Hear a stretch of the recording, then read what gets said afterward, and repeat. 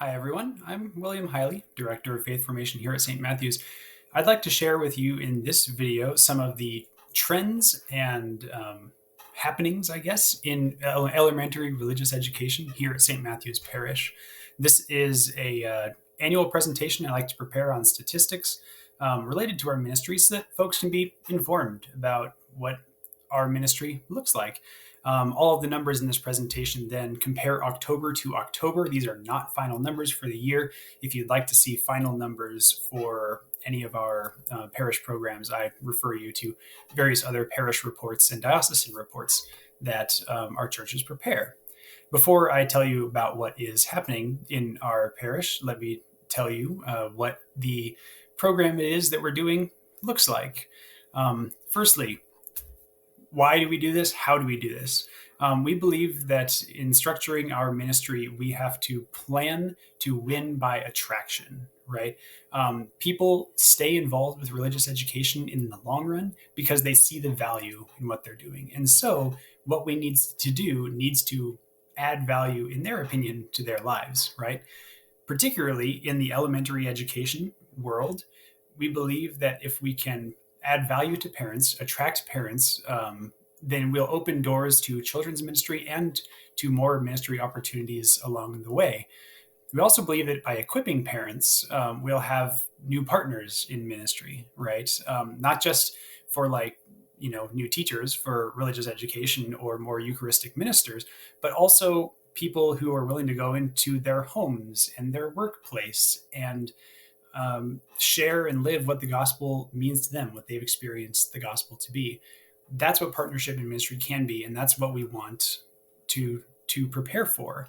To that end, then, our mission for Faith Formation this year is to help families grow in their daily graces by seeing them first and then preparing them to share them with others.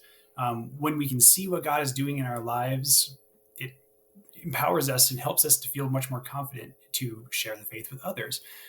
So if we can share the faith first with those around us, our children, and then with others beyond us, that's the kind of ministry we want to see, the kind of community that we want to be a part of.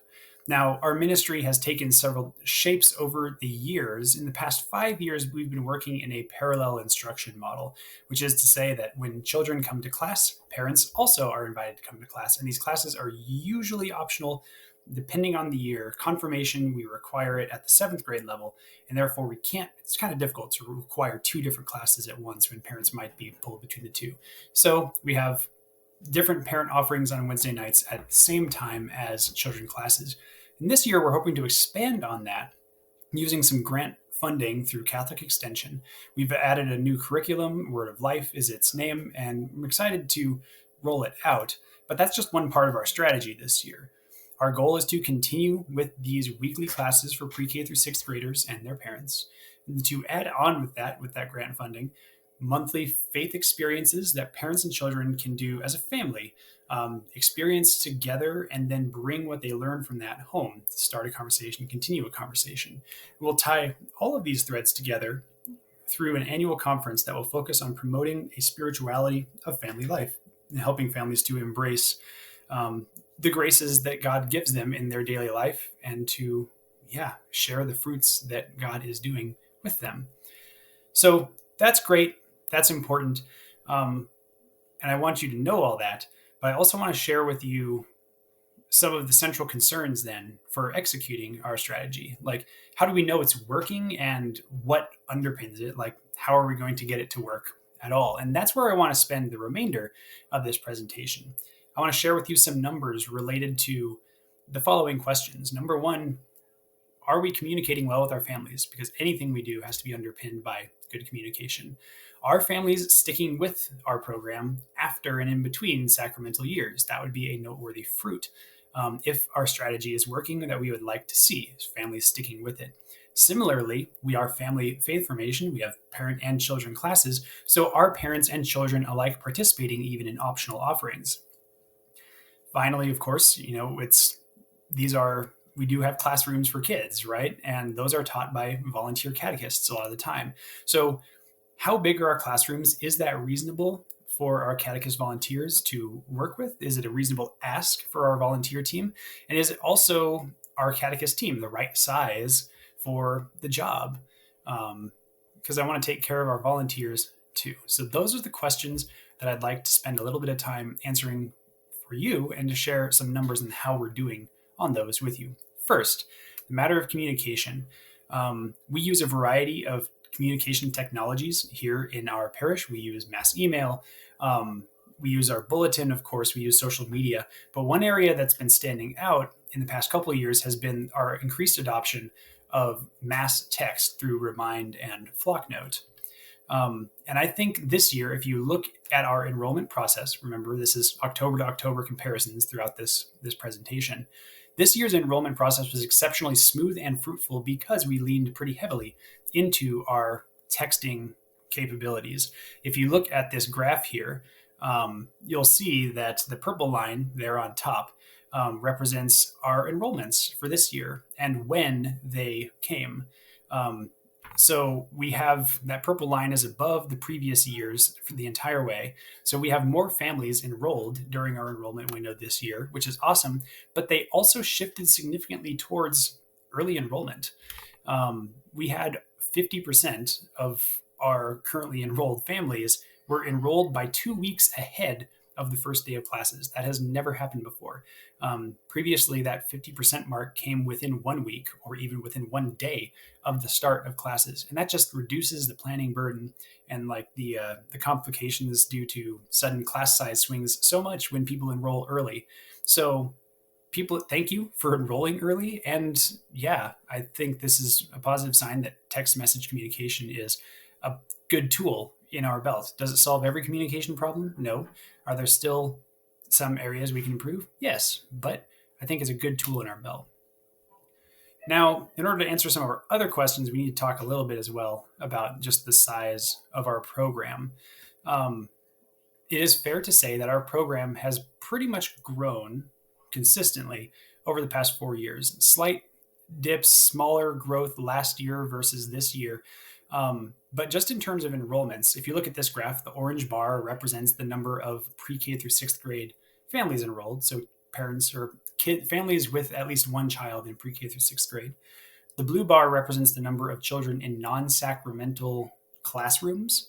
And the green bar represents the number of children in sacrament prep classrooms. So what you'll notice is that green bar of First Communion preparation kids kind of hovers around the same number for the past 4 years, but the number of children in non-First Communion prep classrooms has increased over the past 4 years. And it's increased a lot, in fact, as I'll show you in a little bit. Now, these are, of course, enrollment numbers. The actual attendance ranges from about 55 to 68% of this on a given night. And then for those children who are present, our parent participation rate is about 38 to 59%. This is slightly down from last year, not hugely down, and I'm not totally sure on the reasons yet. Could be different sports schedules this year. Could be that families are saying, I've been there, done that. We'll need to do some work on discovering why that has decreased. But it's not catastrophic at this point, so it's good to be aware of. Moreover, I think we can be greatly encouraged that the retention of families in pre-K through 6th grade has continued to grow. This year, of the 108 families who are enrolled in elementary programs, 61 of them were enrolled last year. And 29 of those 61 families don't even have a kid preparing for sacraments. That is awesome, right? This is a strong indicator that, at least a sizable minority of families are finding something worth sticking around for, something of value in either children's formation or parents' formation or both. Now, of course, some families age out each year, so I think it's awesome that we're growing faster than we are losing families to the aging out. And I think it's also worth noting that while not all returning families participate in parent classes, most do, right? Many returning families, whether they have a child preparing for sacraments or not, do participate in some form or another in parent classes or return as volunteers. So this core is strong and important, and they're not just a fruit of ministry too. I strongly regard the returning core of families as an asset. These are the families who attract other families to our ministry. and together build a community of learners that welcomes people of all ages and stages and phases of life. And so, thank you to all of the families who return year after year. And as you can see from these graphs, there's a interesting number of families who have been here for quite a while. If you look at this little blue graph, for instance, of the 61 consecutively enrolled families, so families who were enrolled in elementary programs year upon year, about 24 families have been enrolled for 3 or more years in a row, right? They didn't go away. They've been enrolled for 3 or more years. That mostly rules out being here just for a sacrament, right? Which is interesting and good. There's nothing wrong with being here just for a sacrament, of course, but that is encouraging to see that, like, when families stick with it beyond that too. Yeah. And I think that group of families then is supplemented and grows a little bit more each year from the other cohorts, right? Last year's returnees and the year before that, to give us really a pretty solid group of returning families that we build on. And we might begin to see in this green graph over here some knock-on effects of that and our second year confirmation program too, working together to foster whole family participation, even in like the junior high and high school levels. So that's very encouraging. Now, I want to talk then, let's turn to our children and the classroom sizes, right? Another really encouraging thing that we're seeing over these past couple of years is that we have had a strong growth in our upper elementary grades. And this is at least in part due to retention after the First Communion years. In particular, that demographic, the upper elementary classrooms, third, fourth, fifth, and sixth grade, have together grown by about 49% since where they were 1, 2, 3 years ago, right? That's nothing to shake a stick at. And in contrast to that, then, we've seen very limited growth in our lower elementary, growing by 5%. In the same time. Why is lower elementary not growing at the same rate as upper elementary? Well, I think part of it is that a lot of our pre-K through first grade kids are younger siblings of children enrolled in upper grades, right? It's late in the evening. That's a burden for families. We recognize that. So I think that those grades are just trickier on families to navigate. If you only have kids in up to first grade, you're just probably not as likely to participate in programming yet. The question is, will these cohorts bulk up as time goes on? Will this first grade class of about 15 kids turn into a First Communion class of about 40? I don't know. We shall see. What I do know is that we have shifted our median, right? Like in the past 3 years, our median student by age has been a second grader, right? That's been our kind of middle zone. If you just had to, who's the middle student in this? It's a second grader. Now our middle student is a third grader. So we're shifting towards slightly older. And some of that can be in part due to retention after First Communion, which is awesome. Now, of course, we have to have teachers for those rooms and to teach those kids.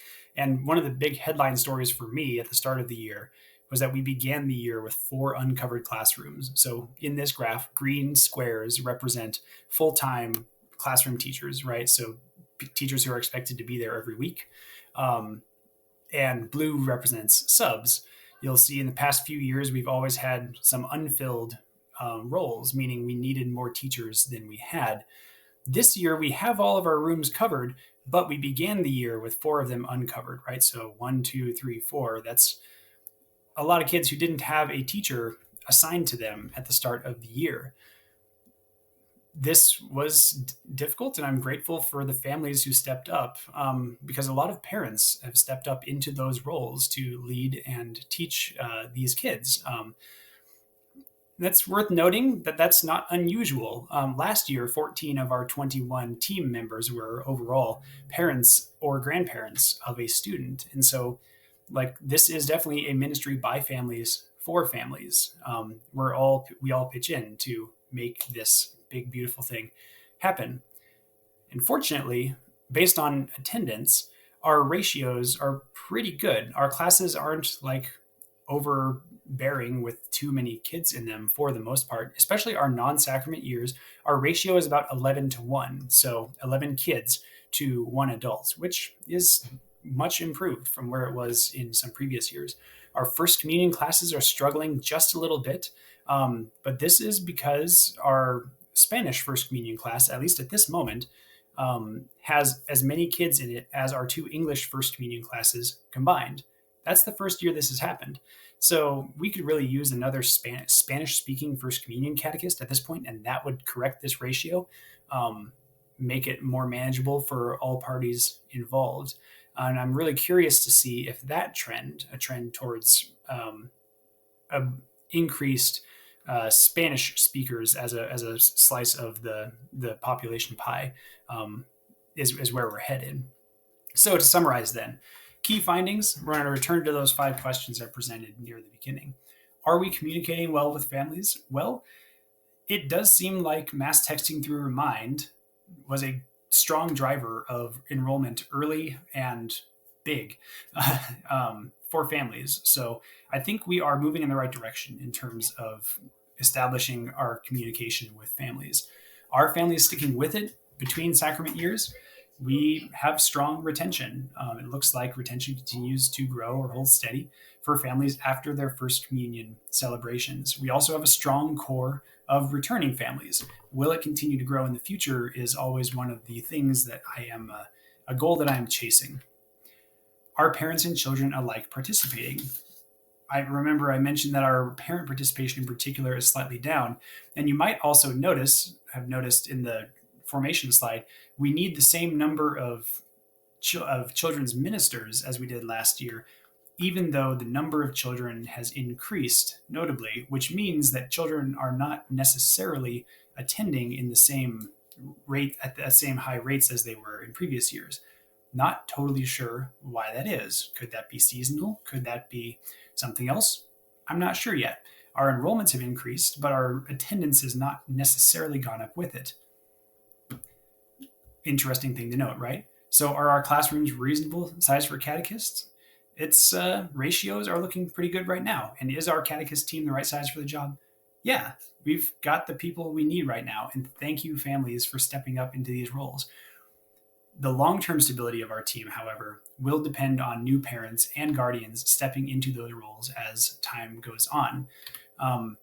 So thinking about the future then, I think some lessons that I draw from this are that we can't necessarily count on just a natural population increase to keep our local church growing.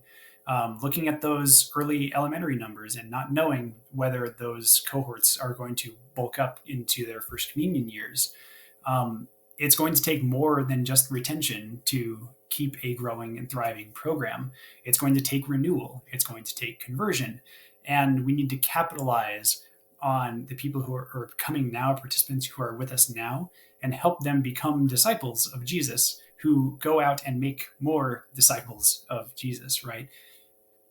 And I think, again, coming back to our principles, one of the keys to that is the parents, right? Like when I look at the parents involved in our programs, I see so many wonderful and beautiful gifts and talents. And I grow more and more convicted that the adults we have involved in our program are not just the leaders that we will need tomorrow in the church, right? But that they are the leaders we need today, right? 14 out of 21 volunteers on our team are parents or family members of an enrolled child, right? Other ministries in our church also need your help, right? And so our ministry, we should be focusing on facilitating an encounter with Christ for these parents, giving them something truly valuable that is transformative and brings value and goodness to their life, and then inviting them to share that with others, inviting them into the mission.